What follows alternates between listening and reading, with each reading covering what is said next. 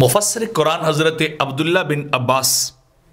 रज़ियल्लाहु ताला अन्हुमा आप रिवायत करते हैं कि ताजदार अंबिया प्यारे आका अलैहिस्सलाम कब्रों के पास से गुजरे, दो कब्रों के पास से जो अभी नई नई बनाई गई थी। उनके अंदर मुर्दे जो है वो जल्दी दफन किए गए थे, पुरानी कब्रें नहीं थी, लेकिन उन कब्रों की कैफियत ये थी कि उन कब्रों के अंदर वो दोनों मुर्दे जो अलग अलग कब्रों वाले थे उनको अजाब हो रहा था। वो अजाब के अंदर मुब्तला थे, उन्हें सख्ती की जा रही थी, आग के अंदर उन्हें डाला जा रहा था, सजा उन्हें दी जा रही थी। तो प्यारे आका अलैहिस्सलाम ने फरमाया कि इन दो कब्र वालों को अजाब हो रहा है। और मा युअज़्ज़बान फी कबीरिन, आपने साथ एक जुमला भी इरशाद फरमाया कि नहीं किसी बड़े गुनाह की वजह से, बड़ी खता की वजह से इनको सजा नहीं हो रही, बल्कि दो आम से गुनाह हैं जिनकी वजह से इन्हें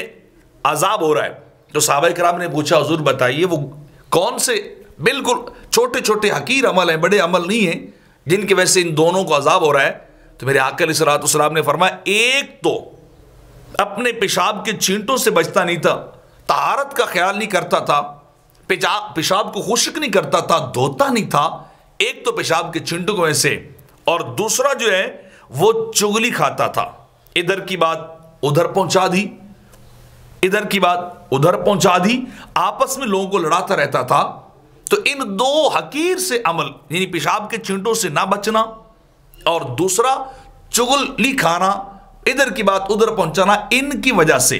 इन्हें अजाब हो रहा है। तो फिर नबी रहमत सल्लल्लाहु अलैहि वसल्लम ने इरशाद फरमाया कि जाओ तर्क शाखें लेके आओ, सब्ज टहनियां लेके आओ।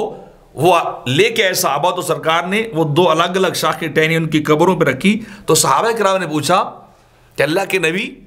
आपने ये अमल क्यों किया? आपने फरमाया जब तक ये दोनों शाखें तर रहेंगी, ये सर सब्ज रहेंगी, ये अल्लाह का जिक्र करती रहेंगी, और जब तक ये अल्लाह का जिक्र करती रहेंगी, इनके जिक्र की वजह से